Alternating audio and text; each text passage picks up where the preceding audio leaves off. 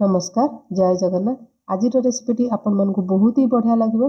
तो आपड़ जब फूलकोबी अधिका होपड़ तार डांग फोपाड़ी दौरान कि मूला शाग अधिका हो फोपाड़ी दौरान न फोपाड़ी आज रेसिपी देखला आपण डेली बनइबे ग्यारंटी।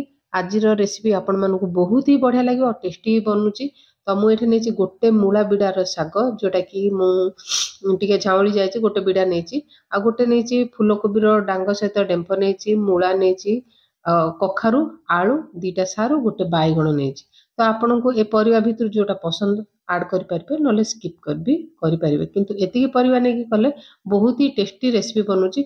शाग आ सबको धोईकी आपन एमती सबको छोट छोट करी काटी नेबे जेमती फूलकोबीर डांग कि मझीर डेम्फ ताको भी छोट छोट देखि पाथुवे सारू आलू बैगण सबू कखारु आ मूला शाग को भी मु छोट छोट काटी नेची।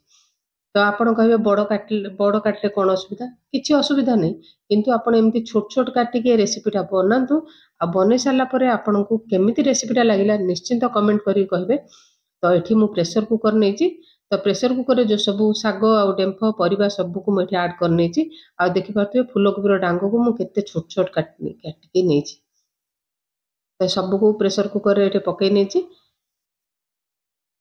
तो एठी देई देबा स्वाद अनुसार लूण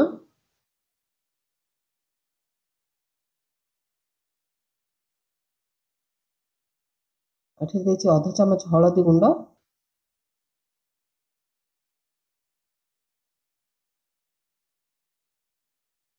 एठी देछि रिफाइन तेल गोटे चमच। तो आपन को सिझे कि परिबाटा जेतला आपन सिझौचंदी आपन को सिझाणिया लागिबो।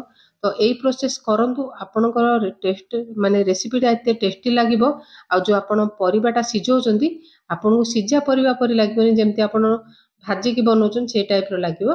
तो एठी सब को परि माने तेल पकेला परे गोळै नेची अल्प पानी एठी अध गिना पानी एठी मु पकेची। तो बेसी पानी देबेनी।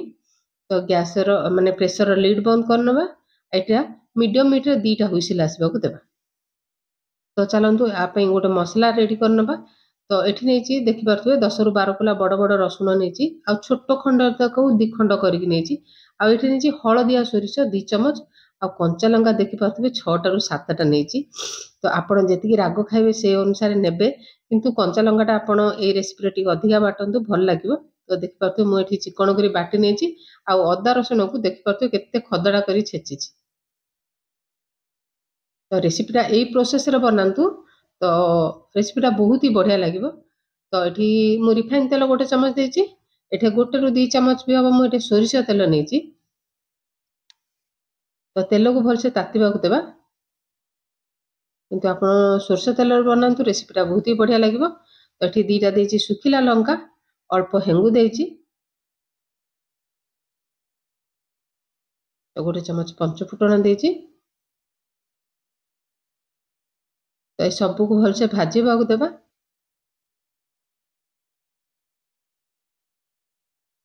तो रेसिपीटा देखला परे आपण निश्चिंत बनेबे आपण पखाल भात गरम भात रुटी परोटा सबुतिरे खाई परिबे। तो एठी फुटीगला परे मु जो अदा रसुण को छेचिकी रखिथिले एठी प्रथमे पकै नेछि ताकू भलसे भाजी नेबा।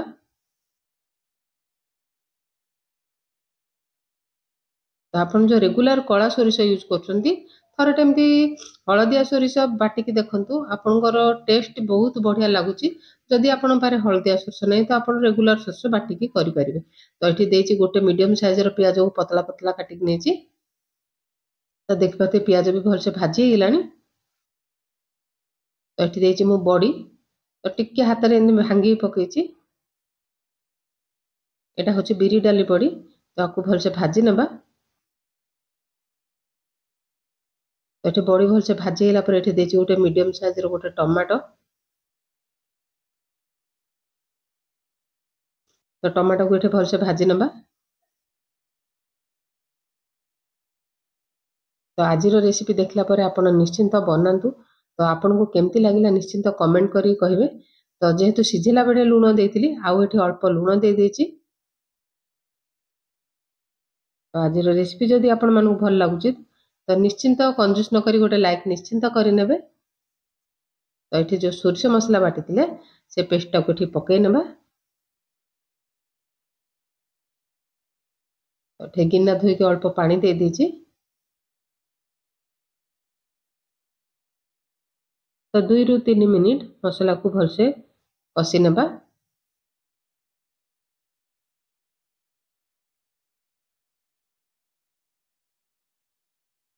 तो लगुच जमी आम पोस्तक बटा देकी करछे से टाइप रो भी आप एमती सोरष बाटी पकातु आप सोरष मसला तरकारी खाऊँ बोली भी जना पड़ोनी।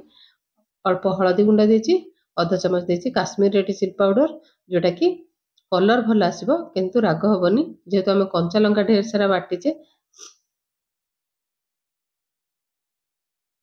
तो जो आम देखिपे जो सीझे रखी आम जो डेम्फ आ शाग परिवा को पकईदे भलसे सीझी जाइए।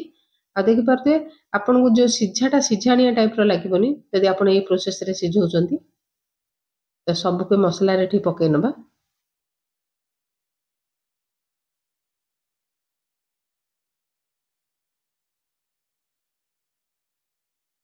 तो आपण घर जिते भी फूलकोबी डांग कि मूला शाग बंचुची आप निश्चिंत रेसिपीटा ट्राए करूँ।